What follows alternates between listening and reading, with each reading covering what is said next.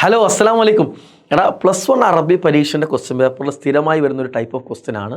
ഏതെങ്കിലും ഒരു വ്യക്തിയെക്കുറിച്ച് അല്ലെങ്കിൽ എന്തെങ്കിലും ഒരു പാരഗ്രാഫ് നമുക്ക് കൊടുക്കും, താഴെ കുറേ ചോദ്യം ഉണ്ടാവും, അതിന് ഉത്തരം കണ്ടെത്താൻ വേണ്ടി പറയും. അപ്പോൾ പല ആളുകളും ഇതിനൊന്നൊക്കെ മീനിങ് ഒന്നും അറിയാതെ ഇങ്ങനെ കൺഫ്യൂഷൻ ആവും. അപ്പോൾ ഈസി ആയിക്കൊണ്ട് മീനിങ് ഒന്നും അറിയാതെ നമുക്ക് ഉത്തരം കണ്ടെത്താൻ പറ്റുന്ന ട്രിക്കാണ് സാറ് പറയാൻ പോകുന്നത്. അപ്പോൾ നമ്മൾ ആദ്യം പാരഗ്രാഫ് നല്ലപോലെ വായിച്ചു നോക്കാം, താഴെ ക്വസ്റ്റ്യനും വായിക്കാം.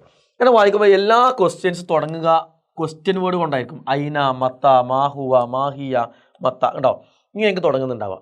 അപ്പോൾ ഈ തുടങ്ങുന്ന ക്വസ്റ്റ്യൻ വേർഡ് ഒഴിവാക്കിയിട്ട് ബാക്കിയുള്ള ആ ക്വസ്റ്റ്യൻ്റെ ഭാഗം ഏത് സെൻറ്റൻസിലാണോ വരുന്നത് നോക്കാം. അപ്പോൾ വുലിദ ഷാഇർ ഹാഫിദ് ഇബ്രാഹിം, അതോടെ വരുന്ന വുലിദ ഇവിടെയാണ് വരുന്നത് അല്ലേ. യെസ്. അപ്പോൾ ആ സെൻറ്റൻസിൽ എന്തുണ്ടാവും, അതിൻ്റെ ആൻസർ ഉണ്ടാവും. അപ്പോൾ ഐന എവിടെ നിന്നാണ്, അപ്പോൾ സ്ഥലമാണ് എഴുതേണ്ടത്. ആ കറക്റ്റ് ആൻസർ നിങ്ങൾക്ക് അറിയാമെങ്കിൽ അത് എടുത്ത് എഴുതാം. എല്ലാമെങ്കിലോ ആ സെൻറ്റൻസ് അതേപോലെ എടുത്ത് സെൻറ്റൻസ് എഴുതിയാൽ അതിൻ്റെ ആൻസർ കറക്റ്റായിരിക്കും, ശരിയായിരിക്കും. കണ്ടോ, ക്ലിയർ ആയല്ലോ. അതേപോലത്തെ അപ്പോൾ മാ ഹുവ ലഖബ് ഹാഫിദ്, ലഖബ്, അപ്പോൾ ലഖബ് എന്നുള്ള പേരുണ്ടാവും കേട്ടോ, ലുക്കിബ. ഓക്കെ, അപ്പോൾ ആ ലുക്കിബ ബി ഷായർ നീൽ എന്നാണ് എഴുതിയാൽ എന്തായി, ആൻസർ കറക്റ്റായി.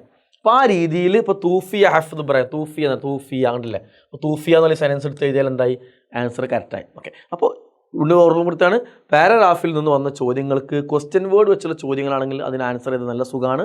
ക്വസ്റ്റ്യൻ വേർഡ് കൊണ്ട് ഒഴിവാക്കി ബാക്കിയുള്ള ഭാഗങ്ങൾ മുഴുവൻ വരണമെന്നൊന്നുമില്ല. ബാക്കിയുള്ള ഭാഗങ്ങൾ ഏറെക്കുറെ ഏത് സെൻറ്റൻസിലാണോ വരുന്നത് അതിൽ അതിന് ആൻസർ ഉണ്ടോ നല്ലോണം വായിച്ചു ആൻസർ കണ്ടെത്തുക. ആൻസർ മാത്രം എടുത്ത് എഴുതാൻ ശ്രമിക്കുക, അതാണ് ഏറ്റവും നല്ലത്.